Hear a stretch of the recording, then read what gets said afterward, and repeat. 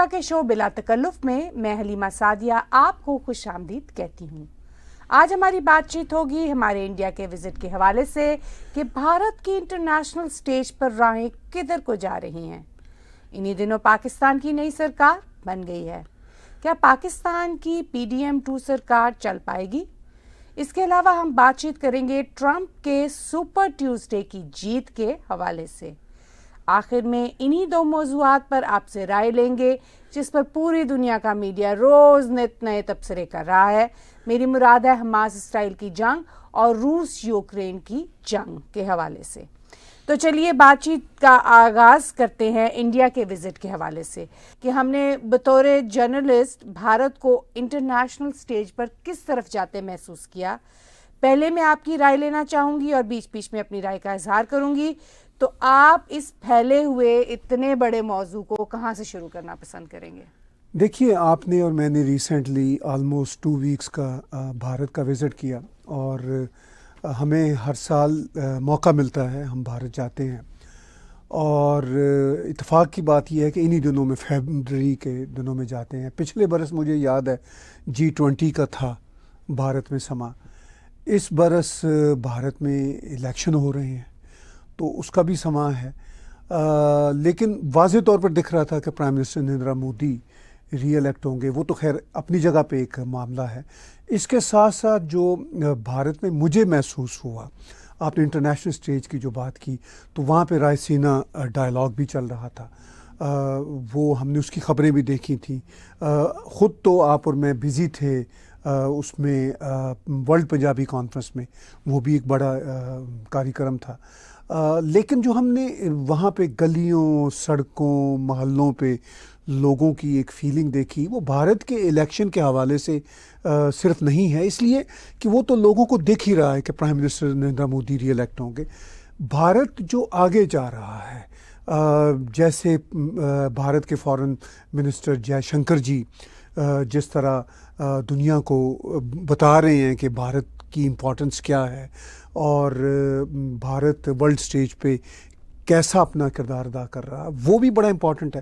مجھے تو جو وہاں پہ دہلی، گڑگاؤں یا ہم ایودھیا گئے تو وہاں پہ جو جنتا کی جو ایک فیلنگ ہے، جنتا کا جو ایک وہاں پہ ہے، ایک فرق نظر آیا۔ جیسے جنتا بڑی اپ لفٹ ہے، جنتا کو محسوس ہو رہا ہے کہ ہم دنیا میں بہت میٹر کرتے ہیں۔ کنیکٹیوٹی، مجھے لگا بہت ساری کنیکٹیوٹی ہے، یعنی انٹرنیشنل کانسیپٹس اور انٹرنیشنل سینسبلٹیز کے ساتھ ساتھ پولیٹیکل اویئرنیس بہت زیادہ ہے۔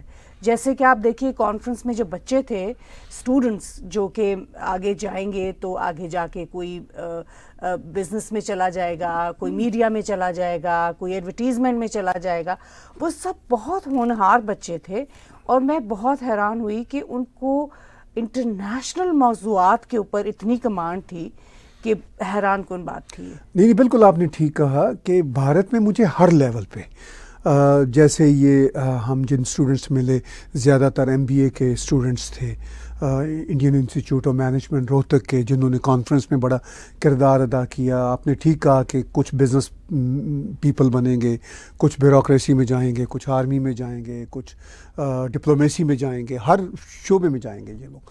تو ان کو بھی ایک احساس ہو رہا ہے کہ ہم ایک نئے بھارت کے لوگ ہیں۔ اب نیا بھارت کیا ہے جو اس بار مجھے شدت سے محسوس ہوا، چونکہ پچھلے سال G20 کا تھا تو G20 کی سیلیبریشن تھی، وہ گزر گیا، سال بھی گزر گیا، وہ سیلیبریشنز بھی گزر گئیں۔ تو اب جنتا کو محسوس ہوتا ہے کہ بھئی اب ہم سم ویئر ہیں۔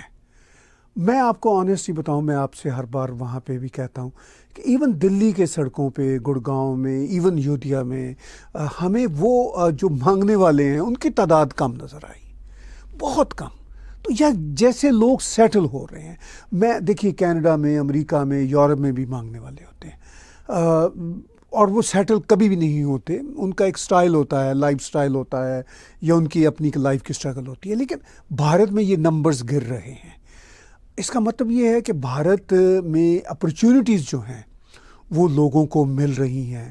بہت سارے ایسے بزنس مین دوستوں سے ملاقات ہوئی بھارت میں، جن کا اب یہ خیال ہے کہ بھئی اب کینیڈا میں امریکہ میں ان کے پاس کینیڈا کی امریکہ کی شہریت ہے، وہ یہ کہتے ہیں کہ اب ہمیں بھارت میں بزنس کی زیادہ اپرچونیٹیز ہیں. یہ کوئی نئی بات نہیں ہے، بھارت میں ایسی فیلنگ کئی سالوں سے چل رہی ہے، مگر اب وہ تیزی سے آگے بڑھ رہی ہے.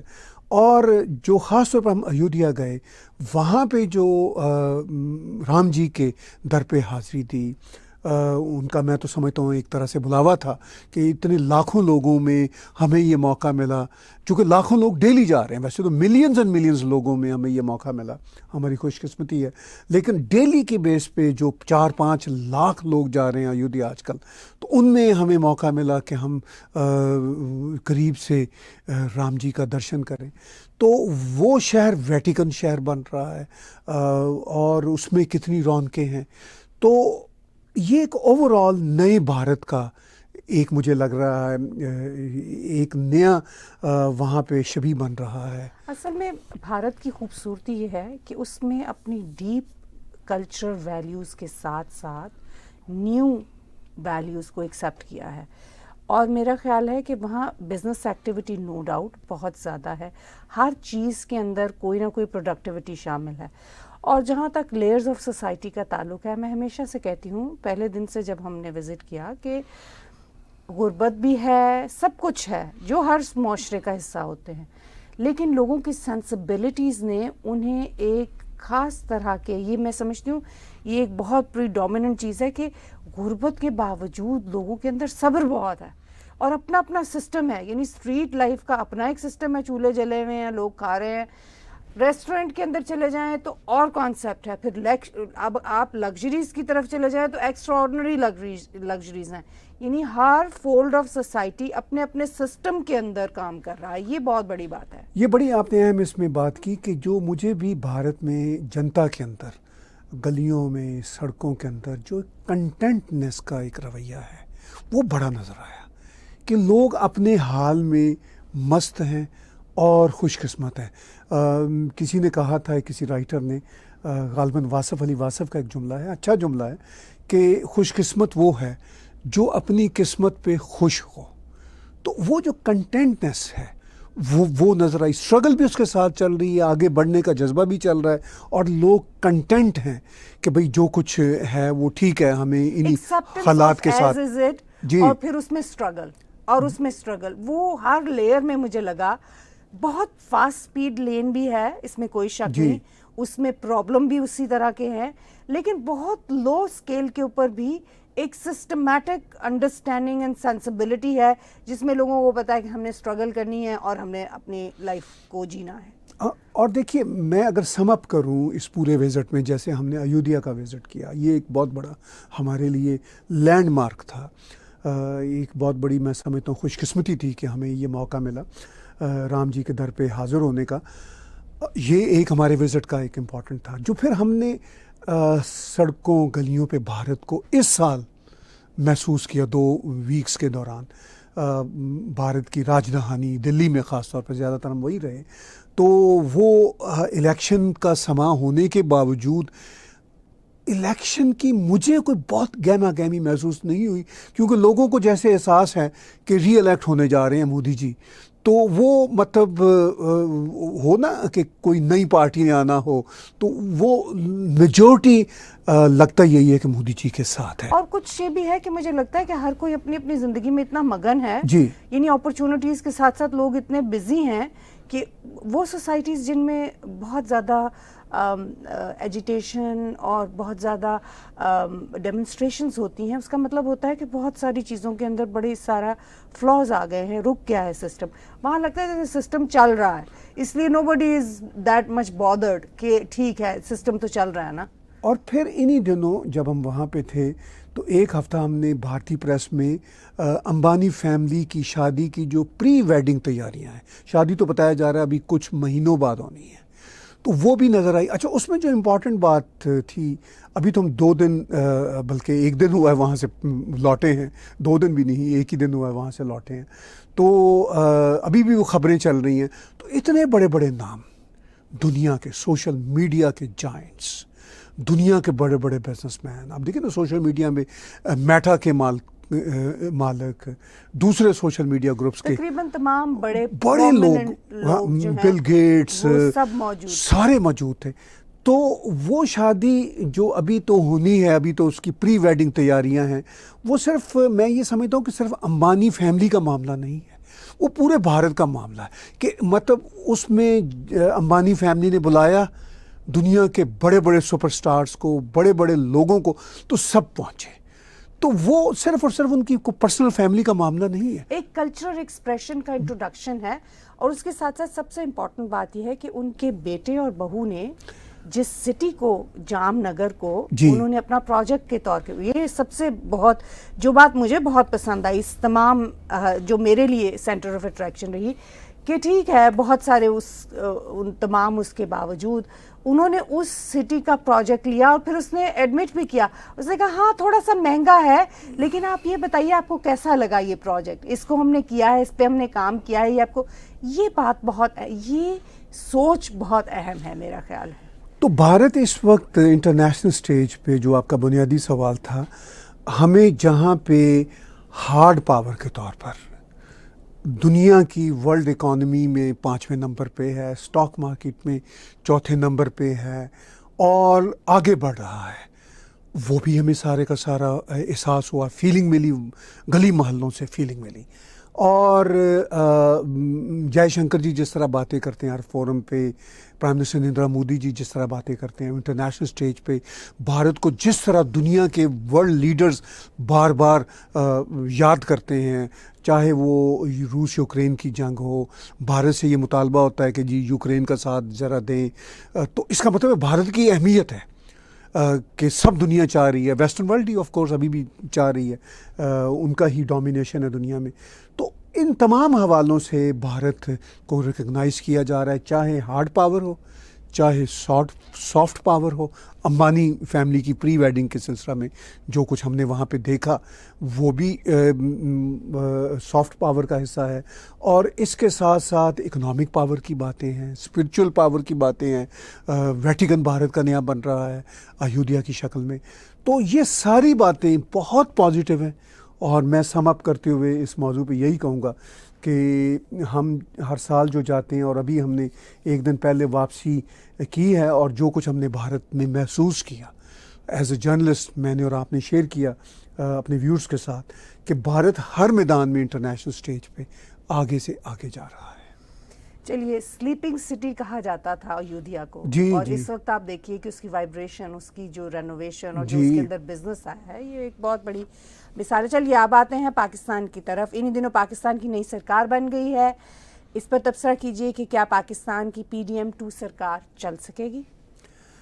देखिए, पाकिस्तान की PDM-2 सरकार चल सके या ना चल सके, इसको चलना तो होगा, क्योंकि पाकिस्तान को चलना होगा। जैसा तैसा देश भी है, आफ्टर ऑल दुनिया की 5वीं बड़ी पॉपुलेशन का देश है, और इकनॉमिक हालात बहुत बुरे हैं। टेररिज्म डायरेक्टली और इनडायरेक्टली पाकिस्तान के साथ काफ़ी लिंक्ड भी है, और पाकिस्तान को इफ़ेक्ट भी करती है। अब पाकिस्तान ने, लगता यही है कि जैसे हम लाइन ऑफ कंट्रोल पे देखते हैं, जो सीज़ फायर है वो काफ़ी सालों से चल रहा है, तो डैट इंडिकेट्स कि भाई अब पाकिस्तान पे इतना इंटरनेशनल दबाव भी है और इकनॉमिकल दबाव भी है कि पाकिस्तान उसको अब कंट्रोल में किए हुए है। भारत के ख़िलाफ़ पहले प्रॉक्सी टेररिज्म होती थी, अब एटलीस्ट बहुत कम हो गई है। जो थोड़ी बहुत इन्फिल्ट्रेशन होती है जम्मू कश्मीर में वही है, अब इसके अलावा नहीं है। तो पाकिस्तान की कैपेबिलिटीज़ प्रॉक्सी टेररिज्म की कम हो गई हैं। पाकिस्तान का हमेशा कहना रहा कि हम तो खुद टेररिज्म के शिकार हैं, अभी भी पाकिस्तान टेररिज्म का शिकार है, लेकिन वो भी पाकिस्तान का अपना ही लगाया हुआ पौधा है। तो अब पाकिस्तान उससे भी निकल रहा है। तो PDM-2 जो सरकार है, उनको इन्हीं हालात में, यानी इकोनॉमिक हालात जैसे हैं, इन्हीं में से आगे गुजरना है। अब ये बुनियादी सवाल कि क्या ये सरकार चल पाएगी या नहीं चल पाएगी, मैंने अभी कहा कि इसको चलना होगा। उसका कारण ये है कि ये सरकार फ्रंट फेस है पाकिस्तान आर्मी का, क्योंकि असल सरकार पाकिस्तान में पाकिस्तान आर्मी ही चला रही होती है, हमेशा से ऐसा ही रहा है। بہت کم ہوا ہے کہ سویلین سرکاروں کی کوئی جو ہے بالادستی یا ان کی جو ہولڈ ہے ان کا وہ ذرا آرمی سے بڑا ہو، اور وہ بھی اگر کہیں بڑا تھا ماضی میں آصف زرداری کے زمانے میں یا نواز شریف کی ایک دو سرکاروں کے زمانے میں، تو وہ بڑا ہی شارٹ ٹائم کے لیے تھا. آرمی نے پھر ان کو نیچے دبا دیا کہ بھئی تم بندے کے پتر بنے رہو. تو گویا اس سے ہم یہ خز کر سکتے ہیں کہ آپ یہ کہنا چاہ رہے ہیں کہ سرکار چلے گی اگر چلانا چاہیں گے تو، سرکار نہیں چلے گی اگر نہیں چلانا چاہیں گے تو. بالکل ایسا ہی ہے کہ اگر پاکستان آرمی چاہے گی کہ بھئی اس سرکار کو ہم نے کھینچنا ہے اور آگے چلانا ہے تو وہ یہ سرکار چلے گی. اور اس پہ بھی ڈیپینڈ ہے کہ پاکستان آرمی کو IMF سے پیسہ چاہیے، دوسرے جو مالیاتی ادارے ہیں، ورلڈ بینک کو، ایشیائی بینک کو، وہاں سے بھی اگر کچھ مل سکے تو بڑی اچھی بات ہے. سعودیوں سے کچھ مل سکے، UAE سے کچھ مل سکے، امریکہ سے کچھ مل سکے. تو اگر PDM2 کی سرکار یہ کام کرتی رہے گی تو آرمی ان کا ساتھ دیتی رہے گی. تو اس حد تک ہی پاکستان کا معاملہ ہے. اب یہ PDM2 کی سرکار کے لوگوں کو اور آرمی کو الٹیمیٹلی سوچنا ہے کہ کیا اس فارمولے کے ساتھ پاکستان کو کب تک چلایا جا سکتا ہے. کوئی تھوڑی بہت وہ اپنی فارن پالیسیوں کو چینج کر کے کوئی پاکستان کی اکانومی کو ڈائنامک بنانا چاہیں گے، پاکستان کے حالات کو ڈائنامک بنانا چاہیں گے، کیونکہ دوسری طرف پاکستان تحریک انصاف کا بہت دباؤ ہے، چونکہ وہ بہت پاپولر جماعت ہے پاکستان کی، اس میں کوئی شک والی بات نہیں. ابھی الیکشن جو ہوئے ہیں اس میں ہم نے دیکھ لیا، اگرچہ ان کی سیٹیں کم آئی ہیں مگر بہرحال ان کی پاپولیرٹی تو ثابت ہو گئی، اور ریگنگ کے بارے میں بھی کہا جا رہا ہے. لیکن یہ بات طے ہے کہ یہ سرکار PDM2 کی تب تک چلے گی جب تک یہ اپنی پرفارمنس کر سکیں گے. ابھی آپ نے ذکر کیا تحریک انصاف کی پاپولیرٹی کی، تو اسی حوالے سے پاکستان تحریک انصاف پارلیمنٹ میں سنی اتحاد کونسل کے نام سے پہنچ چکی ہے، اور اسمبلی میں وہ آج بھی شور مچا رہے ہیں کہ ان کی 2/3 اکثریت والے مینڈیٹ کو چرا لیا گیا. تو اب آپ اس پہ تبصرہ کیجئے کہ یہ کس حد تک سچ، صحیح، غلط کیا ہے. یہ دیکھیے ان کا یہ کہنا کہ ان کے 2/3 مینڈیٹ کو چرا لیا گیا، اس پہ تو میں یہاں کینیڈا میں بیٹھے ہوئے کوئی اپنے پاس نمبرز میرے پاس نہیں ہیں. وہ جو پاکستان میں فارم 45، فارم 47، فارم 49 کی بات کی جاتی ہے، ابھی الیکشن کمیشن آف پاکستان نے اپنی ویب سائٹ پہ یہ فارم لگائے تھے، سنا بعد میں انہوں نے اتار دیے ہیں کیونکہ وہ کانٹراڈکٹ کر رہے ہیں جو پولیٹیکل پارٹیز کے پاس فارمز ہیں. تو لگتا ہے کہ 8 فروری کے الیکشن میں ریگنگ یا مینوورنگ ہوئی ہے، جو کہ پاکستان کے آلموسٹ ہر الیکشن میں ہوتی ہے. خود پاکستان تحریک انصاف کی جب سرکار 2018 میں بنی تھی وہ بھی مینوورنگ اور ریگنگ کے نتیجہ میں ہی بنی تھی. وہ بھی اسی برکت سے اپنی سرکار بنانے میں کامیاب ہوئے تھے، دھاندلی کی برکت سے. جو دھاندلی وہ آج کہہ رہے ہیں جس طرح الیکشن ہوتے ہیں، الیکٹورل سسٹم ہے اسی طرح. لیکن یہاں تو یہ بھی سوال ہے جو کہ میں آپ سے پوچھنا چاہوں گی کہ اگر وہ بھی ان کو تو پھر اینڈ پہ یہ بھی کہا گیا کہ آئیے پھر حکومت کیجئے. آخر لوگ تنگ آئے تو جھگڑا، لوگوں کی میموری بھی شاید بہت شارٹ ہوتی ہے اس سلسلے میں کہ پورا پولیٹیکل سینیریو دیکھیے، اس میں فیسز کے بدلنے کا تو تعلق تھا ہی نہیں. گورنمنٹ چلنی ہے یا نہیں چلنی، شاید اس کا زیادہ اہم کام تھا. جی آپ نے اہم بات کی. ان کے پاس بھی تحریک انصاف جو اب سنی اتحاد کونسل کے نام سے، چونکہ ان کا پارٹی سٹیٹس کھو لیا گیا تھا ان کے انٹرا الیکشن کی وجہ سے، بہرحال وہ کسی دوسری جماعت کے نام سے پارلیمنٹ میں پہنچ گئے ہیں. غالباً 90+ سیٹس بھی ہیں ان کے پاس، مگر الیکشن کمیشن نے ان کو جو ہوتی ہے نا پاکستان میں خواتین کی، لیڈیز کی نشستیں، وہ نہیں دیں چونکہ وہ تحریک انصاف کا ان کے پاس نہیں تھا مینڈیٹ، سنی اتحاد کونسل کا تھا. تو چلیے 90+ سیٹیں ان کے پاس ہیں سنی اتحاد کونسل کی صورت میں. اگر ان کو مل بھی جاتا وہ والا سٹیٹس کہ جی ان کو خصوصی نشستیں مل جاتی تھی، تو اس سے ان کو شاید 30-35 اور سیٹیں مل جاتی. تو اس سے ان کے پاس شاید 125-30 کے قریب سیٹیں ہوتی. امپورٹنٹ نمبر ہے. لیکن ان کے ساتھ اتحاد کرنے کو کوئی بھی تیار نہیں. اگر پیپلز پارٹی ان کے ساتھ بیٹھتی تو تبھی وہ حکومت بنا سکتے تھے. پیپلز پارٹی چونکہ تیسری بڑی جماعت ہے اپنی جو انہوں نے سیٹس لی ہیں، تو پیپلز پارٹی کی مدد کے بغیر نہ تو مسلم لیگ نواز حکومت بنا سکتی تھی اور نہ سنی اتحاد کونسل یا پاکستان تحریک انصاف حکومت بنا سکتے تھے. تو پاکستان تحریک انصاف نے بھی یہ کوشش کی ہے کہ بھئی چلیے ہم اپوزیشن میں بیٹھتے ہیں. یہ ایک اچھی بات ہے کہ ظاہر ہے جو بھی ڈیموکریسی ہوتی ہے پوری دنیا میں شور تو لوگ مچاتے ہیں, شور مچانا ان کا حق ہوتا ہے, مچاتے رہیں. میرے لیے امپورٹنٹ بات یہ ہے کہ اسمبلی میں بیٹھ گئے ہیں تحریک انصاف کے لوگ, یہ اچھی بات ہے. شور مچاتے رہیں گے, ایک دوسرے کو چور چور کہتے رہیں گے, وہ ان کو گھڑی چور کہتے رہیں گے مسلم لیگ والے, یہ ان کو ویسے چور چور کہتے رہیں گے, یہ سب چلتا رہے گا.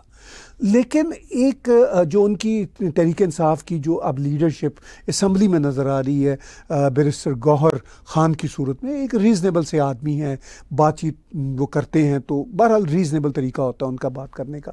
تو اب یہ دیکھتے ہیں کہ تحریک انصاف کو اسٹیبلشمنٹ سے کتنی سپورٹ ملتی ہے, چونکہ جس نے بھی حکومت بنانی تھی وہ اسٹیبلشمنٹ کی مدد سے ہی بنانی تھی. تحریک انصاف اگر حکومت بنانا چاہتی اور اسٹیبلشمنٹ ان کے ساتھ ہوتی تو ان کی حکومت بن جانی تھی, کیونکہ ان کے پاس نمبر آف سیٹس تھوڑی زیادہ تھیں, اور پھر وہ ظاہر ہے پیپلز پارٹی والے ان کے ساتھ مل جاتے, اسٹیبلشمنٹ اگر چاہتی تو ایم کیو ایم والے مل جاتے. تو یہ سرکار پاکستان میں ہمیشہ کی سرکاروں کی طرح اسٹیبلشمنٹ کی سرکار ہے, یعنی آرمی کی سرکار ہے. اور دیکھتے ہیں کہ اب پاکستان کو انٹرنیشنلی کتنی مدد ملتی ہے. ابھی ایک امپورٹنٹ خبر آئی ہے, میں آپ کے ساتھ شیئر کرتا ہوں. غالباً پاکستان نے بھارت کے کچھ 100 سے زیادہ ویزے دیے ہیں لوگوں کو کہ جی آئیے اپنے ہندو جو آپ کی وہاں پہ مقدس جگہ ہیں آپ ان کے دورے کیجیے. یہ ایک بڑی بریکنگ نیوز ہے, یہ خبروں میں دبی ہوئی بات ہے. یہ بھی میں نے ابھی سوشل میڈیا پہ دیکھی ہے, مجھے ٹائم نہیں ملا کہ میں اس کو کنفرم کر سکتا بڑے میڈیا آؤٹ لیٹس پہ. اگر یہ خبر درست ہے جیسا کہ سوشل میڈیا پہ چل رہی ہے تو میں یہ سمجھتا ہوں کہ یہ بڑی بریکنگ نیوز ہے. انفیکٹ ہاں, وہ کیا ہے کہ ایک میسج ہے بھارت کو کہ ٹھیک ہے بھلے سے ہم کشمیر کا رٹا بھی لگاتے رہیں گے, ہم ٹانٹاں بھی کرتے رہیں گے, یہ کرنا پڑتا ہے, یہ اوور نائٹ چیزیں نہیں جاتی, لیکن ہم اب آپ کے ساتھ حالات کو مینڈ کرنا چاہ رہے ہیں. آئیے آپ ہمارے ہاں آئیے, تو ہمیں بھی جب آپ محسوس کریں اپنے ہاں بلائیے. تو اس میں ٹائم لگے گا اگر یہ واقعی ایسا شروع ہو گیا, کیونکہ یہ سب دورے جو ہیں اگر پاکستان ویزے بھارتیوں کو اوپنلی دینا شروع کر دیتا ہے تو اس کا مطلب یہ ہے کہ بھارت کے لیے اپنی باہیں کھولنا شروع کر رہا ہے کہ جی ٹھیک ہے آپ آئیے. اور اس کا مقصد کیا ہے کہ آرمی کی مدد کے بغیر, آرمی کی مرضی کے بغیر پاکستان میں ایسا نہیں ہو سکتا. تو اس کا پیغام بھارت کو بھی اور پوری دنیا کو یہ ہے کہ ہم بھارت کے ساتھ بیٹھنا چاہتے ہیں, دوستی کرنا چاہتے ہیں, اور جو بھارت کی گلے شکوے ہیں ہم دھیرے دھیرے ان کو بھی دور کر دیں گے. بائیلیٹرل ٹاک کے لیے اوپن ہے, اور بائیلیٹرل ٹاک کے لیے اوپن ہونے کے لیے پہلے مائنڈ کھلتے ہیں, تبھی یہ سب کچھ پاسبل ہوتا ہے. تو اب دیکھتے ہیں آنے والے دنوں میں یہ حالات کس طرح ڈیولپ ہوتے ہیں. چلیے جی, اب ہم آتے ہیں یو ایس اے کی طرف. ٹرمپ کے سپر ٹیوزڈے کی جیت کے حوالے سے بھی خبر سامنے آئی ہے کہ نکی ہیلی نے اپنی کیمپین کینسل کر دی ہے. اب یہ بات کلیئر ہو گئی کہ جولائی کنونشن میں ٹرمپ ہی صدر کے کنفرم کینڈیڈیٹ ہوں گے. دوسری طرف ٹرمپ کے خلاف مقدمے بھی چل رہے ہیں. کہیں ٹرمپ کو الیکشن لڑنے سے روک تو نہیں دیا جائے گا عین وقت کے اوپر؟ جی یہ بڑے مشکل سوال ہیں. اس کا امکان ہے کہ صدر ٹرمپ کو, مطلب کم امکان ہے لیکن امکان ہے کہ صدر ٹرمپ کو کسی اسٹیج پہ جا کے کہا جائے جب ان کو لگ رہا ہو امریکہ کی ڈیپ اسٹیٹ کو کہ بھئی یہ ٹرمپ ہمارے لیے چیلنج ہے تو ہم اس کو روک دیں. لیکن اس کا کم چانس ہے. اس کی 2-3 وجوہات ہیں. ایک وجہ تو یہ ہے کہ ٹرمپ بہت پاپولر ہیں اپنے سپورٹرز کے اندر. اس وقت ان کا جو پاپولیرٹی کا گراف ہے وہ صدر بائیڈن سے زیادہ ہے. تو کوئی بھی امریکہ کے ادارے, جوڈیشری, بڑی جوڈیشری, سپریم کورٹ, اس میں آلریڈی ویسے بھی کنزرویٹو کے ججز موجود ہیں. تو مجھے امکان نہیں لگتا, یعنی زیادہ امکان نہیں لگتا کہ ٹرمپ کو روک دیا جائے گا, کم امکان ہے. اچھا, دوسرا جو اس کا فیکٹر ہے وہ یہ ہے کہ افورڈ نہیں کریں گے امریکی ادارے اتنی بڑی سپورٹ کو کرش کرنا. تیسرا جو ہے, ٹرمپ بھی ایک بار پہلے پریزیڈنٹ رہ چکے ہیں, وہ بھی ڈیپ اسٹیٹ کے اشاروں کو سمجھتے ہیں. مجھے کل کی جو ان کی تقریر تھی، رات کی جو ان کی تقریر تھی سپر ٹیوزڈے کی، وہ سن کے مجھے اندازہ ہوا کہ ان کی لینگویج ذرا ٹون ڈاؤن ہوئی ہے، ذرا ان کا رویہ نرم ہوا ہے. تو مجھے یہ بھی امید ہوئی، اگرچہ ٹرمپ انپریڈکٹیبل آدمی، کسی وقت کچھ بھی کہہ سکتے ہیں، لیکن انہوں نے بھی اپنے رویے کو، لہجے کو ذرا ہلکا رکھا ہے. لیکن وہ بھی تو ایک پروسیس میں ہے، بہرحال پروسیس میں ہیں، سیزنڈ آدمی ہیں، سیزنڈ پالیٹیشین ہو چکے ہیں، آفٹر آل پریزیڈنٹ رہے ہیں. ٹھیک ہے نا، 4 سال پریزیڈنٹ رہے ہیں، 4 سال سے وہ مطلب اپنی کیمپین چلا رہے ہیں. تو 8 سال ان کا یہ پروسیس. اس سے پہلے وہ اتنے بڑے بزنس مین ہیں، اتنی بڑی امریکہ کی پرسنالٹی ہیں. تو ٹرمپ ایک سیزنڈ آدمی ہے. اور بہرحال یہ الیکشن کافی انٹرسٹنگ ہے. 2 بابوں کے درمیان الیکشن ہے، ٹرمپ اور بائیڈن. کافی میڈیا شور مچا رہا ہے اور مختلف حوالوں سے بحث ہے، جیسے لوگ مطمئن نہیں ہیں، لیکن ظاہر ہے بیڈ چوائسز تو آپ کو کرنی ہے. ہاں، مطلب آپ کوئی چوائس بھی نہیں ہے نا. ہاں، تو چلیے اب آتے ہیں، جو بائیڈن بھی سپر ٹیوزڈے کے موقع پر اپنی پارٹی کا اعتماد حاصل کرنے میں کامیاب ہوئے ہیں. یہ سپر ٹیوزڈے جو ہے نا، یہ لاٹری کے اسی طرح ان کی پارٹی کے اندر ان کی عمر کے حوالے سے بھی چہمگوئیاں ہونی، یہ ایک بہت بڑا ایشو ہے around the world. Joe Biden کا مستقبل آپ کو کیسا نظر آتا ہے؟ نیز جو بائیڈن نے ایک بار پھر کہا ہے کہ ٹرمپ سے جمہوریت کو خطرہ ہے. آپ ان 2 باتوں کو کیسے دیکھتے ہیں؟ دیکھیے، جو بائیڈن کی عمر 81 ایئرس ہے، ٹرمپ صاحب کی عمر 77 ایئرس ہے. جو بائیڈن بہت سیزنڈ پالیٹیشین ہے، اس میں کوئی شک والی بات نہیں ہے. ان کی پالیسیوں سے کوئی ایگری کرے نہ کرے وہ ایک الگ معاملہ ہے. ان کا ٹرمپ سے کہیں زیادہ ایکسپیرینس ہے انٹرنیشنل دنیا کو ڈیل کرنے کا بھی، اور پالیٹکس میں جو ان کا ایکسپیرینس ہے وہ 40+ ایئرس کا ہے. تو جو بائیڈن، اس میں کوئی شک والی بات نہیں. دکھ بھی رہا ہے کہ 4 سال بڑے ہونے کے ناطے ان کے ریفلیکسز اتنے شارپ نہیں ہیں جتنے ہونے چاہیے. وہ اگرچہ دوڑتے ہیں اسٹیج پہ ثابت کرنے کے لیے کہ میں آج بھی دوڑ سکتا ہوں، لیکن وہ بیچارے یادداشت بھی کہیں نہ کہیں ان کی کھو جاتی ہے. عمر ایک بہت بڑا فیکٹر ہے. اگر ہم زندہ رہے تو اس عمر تک شاید ہمارا حال اس سے زیادہ چیلنجنگ ہو، چونکہ یہ لوگ تو پریویلیج کلاس کے لوگ ہیں. تو صدر ٹرمپ بھی 77 ایئرس کے ہیں، 4 سال چھوٹے ہیں، لیکن ابھی صدر ٹرمپ کا جو اسٹیٹ آف مائنڈ ہے، ریفلیکسز کی حد تک وہ ٹرمپ سے بہتر لگتا ہے. ظاہر ہے، مطلب جب آپ عمر کے اسٹیج پہ ہوتے ہیں وہاں پہ 1-2 سال بہت میٹر کرتے ہیں. میرا خیال ہے اس میں پیشنیٹ ہونا بھی بہت میٹر. پیشنیٹ تو خیر دونوں بہت ہیں، دونوں بہت پیشنیٹ، اس میں کوئی شک والی بات نہیں. اس میں میری رائے میں عمر کا ہی معاملہ ہے.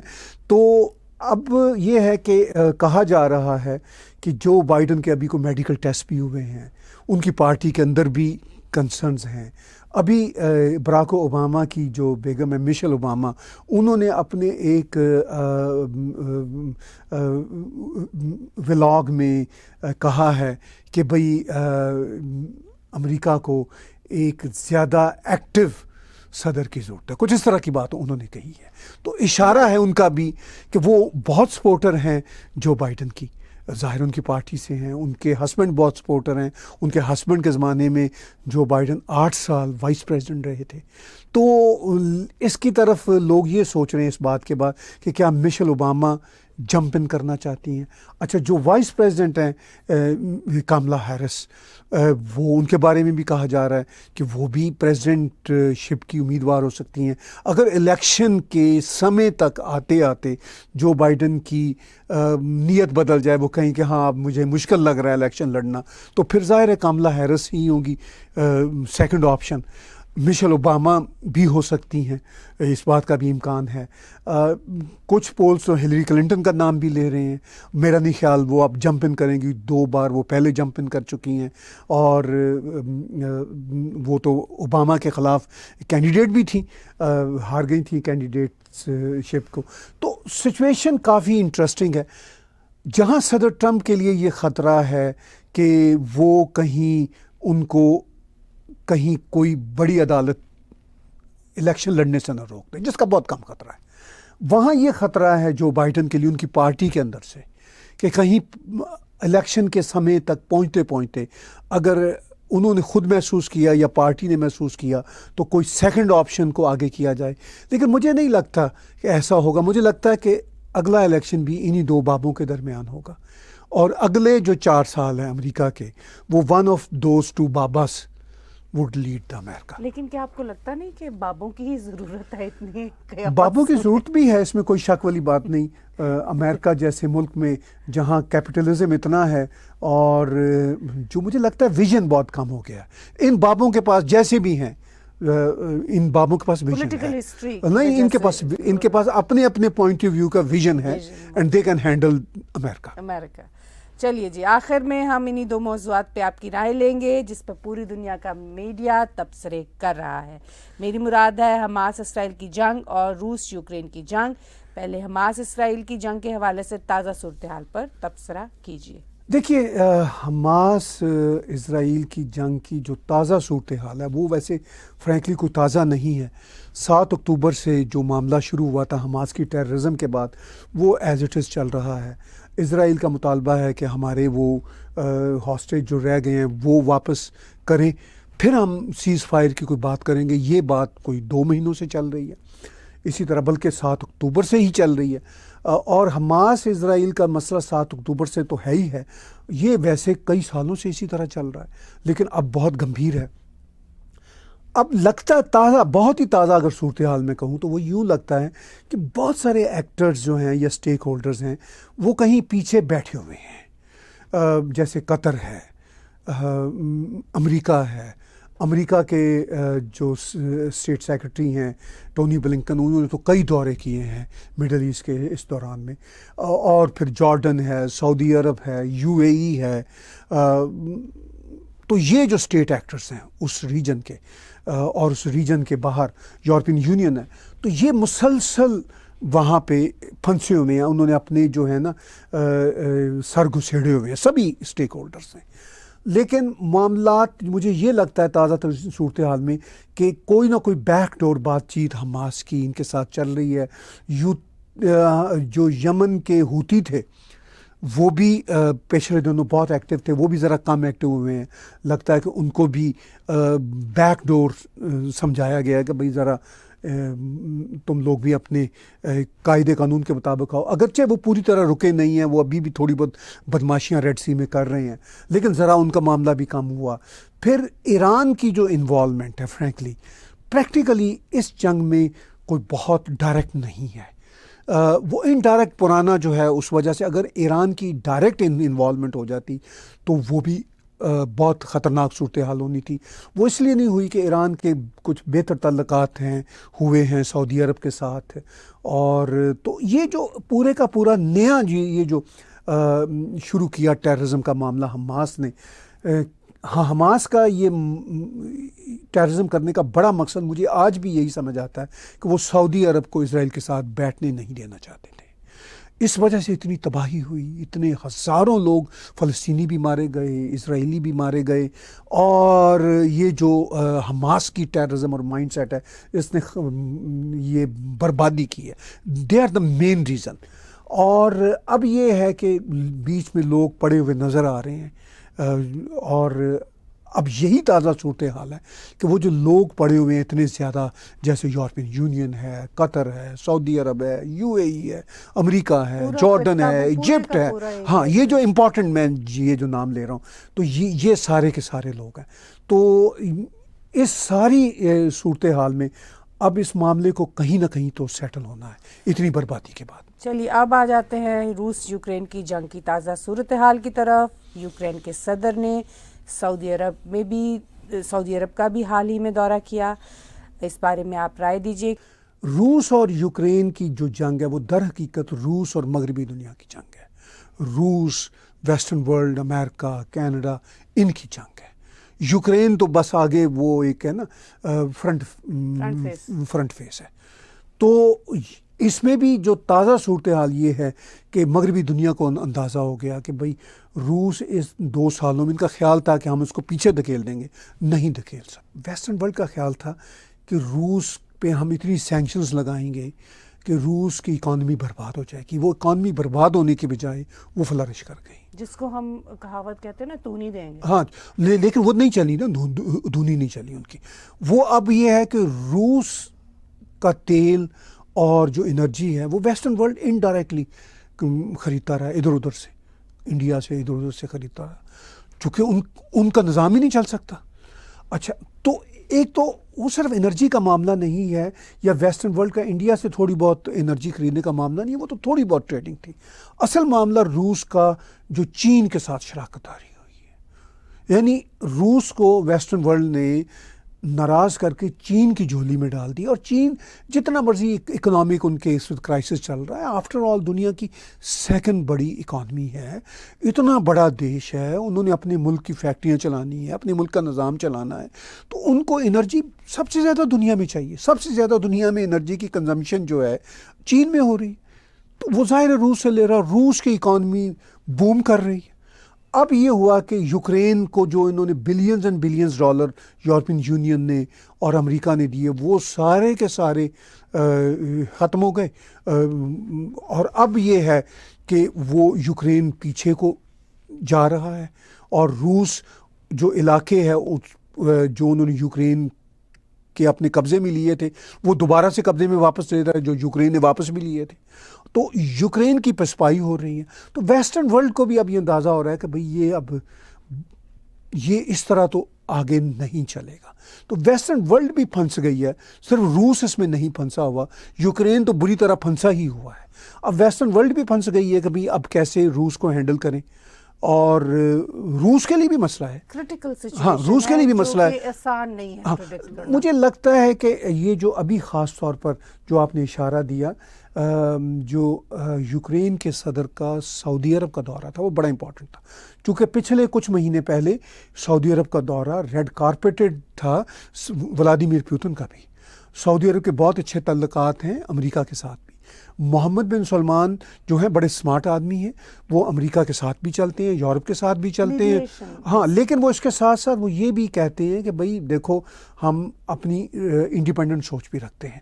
جہاں کہیں صدر بائیڈن نے ان کو دھمکیاں ومکیاں دی تھی کوئی 2-3 سال پہلے, تو محمد بن سلمان نے ان کے ساتھ پھر وہ جیسے کہتے ہیں نا ہمارے ایکسپریشن میں دیسی ایکسپریشن, ان کے ساتھ بہت ڈاڈی کی صاف ستھری ان کی طبیعت کر دی کہ محمد بن سلمان کے اس ٹریٹمنٹ کے بعد جو بائیڈن بھی اپنی اوقات میں آ گئے, ان کو بھی پتہ چلا کہ میں ان کو ڈرا دھمکا نہیں سکتا. تو اب یہ ہے کہ سعودی عرب, یو اے ای, یہ 2 ایسے ملک ہیں جو دنیا میں میڈیٹر کے طور پر, انٹرنیشنل میڈیٹر کے طور پر سامنے آ چکے ہیں. اور میرا خیال ہے کہ جو صدر ویلنسکی کا دورہ ہے سعودی فرما روا سے جو ملے ہیں وہ بڑا امپورٹنٹ تھا. تو وہ سعودی ان کو یہ بتا رہے ہیں کہ بھئی آپ بھی تھوڑے سے کینڈے میں رہیں, روس سے بھی ہم ریکویسٹ کریں گے. تو میرا خیال ہے کہ یہ جو بیک ڈور ڈپلومیسی ہے اس وقت وہ سعودی عرب اور یو اے ای کر رہے ہیں روس اور ویسٹ کے بیچ میں. چلے آخر میں تھوڑا سا تبصرہ اس حوالے سے بھی کہ حال ہی میں اٹلی کی پرائم منسٹر میلونی کی ریسیپشن پرائم منسٹر ٹروڈو کے ساتھ ٹورانٹو میں حماس کے سپورٹرز کے پروٹیسٹ کی وجہ سے کینسل ہو گئی. جی اس پر تبصرہ کیجیے. جی یہ بڑا ایک افسوسناک واقعہ ہے. اٹلی کی پرائم منسٹر میلونی یہاں پہ آئی ہوئی تھی کینیڈا میں, اور پرائم منسٹر ٹروڈو سے ملی, جو ہم نے میڈیا میں پڑھا بڑی اچھی ان کی پہلی ملاقات رہی. پھر ان کی ایک ریسیپشن تھی پرائم منسٹر ٹروڈو نے کی ہوئی تھی ٹورانٹو میں غالباً آرٹس اکیڈمی میں. تو وہاں باہر کوئی 400-500 حماس کے سپورٹر پہنچ گئے اور انہوں نے انٹری بین کر دی اور وہ کینسل ہو گئی. تو یہ بڑی ایک میں سمجھتا ہوں یعنی شرمناک بات ہے کینیڈا کے لیے کہ ہماری سیکیورٹی اتنی ویک ہے کہ ہم 400-500 لوگوں کو ہینڈل نہیں کر سکتے. ہم ان کو اس مین وینیو سے دور نہیں رکھ سکے کہ وہ ہماری جو 2 بڑے دیشوں کی جو ہے سیکیورٹی کے لیے چیلنج بن گئے ہیں. ان کو بھی سوچنا چاہیے تھا کہ بھئی آفٹر آل اس طرح کی حرکتوں سے وہ کیا اچیو کرنا چاہتے ہیں. مگر پرائم منسٹر ٹروڈو ایک ویک پرائم منسٹر ہیں ہر اعتبار سے, نہ ان کا اوپینین کوئی اسٹرانگ ہوتا ہے, لیکن وہ بہرحال چلاک پولیٹیشین بھی ہیں. لیکن دیکھیے G7 کی غالباً اسی سال میٹنگ ہو رہی ہے اٹلی میں, تو اٹلی کی پرائم منسٹر آئی ہوئی تھی. کینیڈا بھی G7 کا حصہ ہے, اٹلی بھی G7 کا حصہ ہے.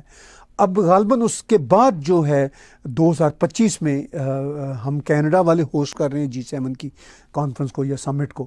تو اس میں میرا خیال ہے کہ یہ ایک ویکنیس ہے کینیڈا کی طرف سے کہ ان کی سیکیورٹی اتنی ویک رہی کہ یہ ان سپورٹرز کو, ان حماس کے جو حامی لوگ ہیں یہاں پہ, ان کو اس وینیو سے کوئی 500 میٹر یا 1 کلومیٹر کے فاصلے پہ پرے نہیں رکھ سکے.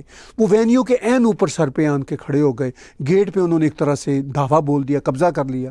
تو کینیڈا کی پولیس بھی, RCMP ٹورانٹو کی پولیس بھی, اور پرائم منسٹر ٹروڈو کی اپنی جو سیکیورٹی ٹیم ہوتی ہے وہ اتنی ویک ثابت ہوئی کہ یہ ایونٹ نہ ہو سکا.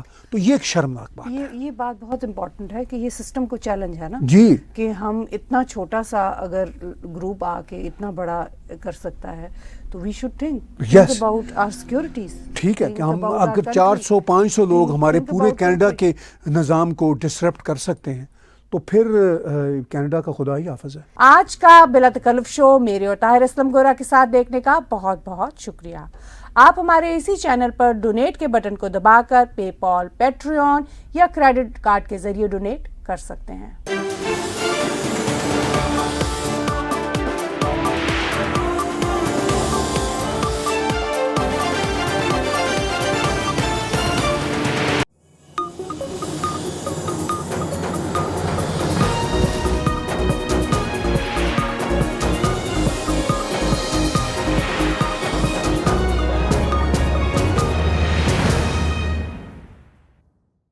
Subscribe TAG TV YouTube channel and press the notification button.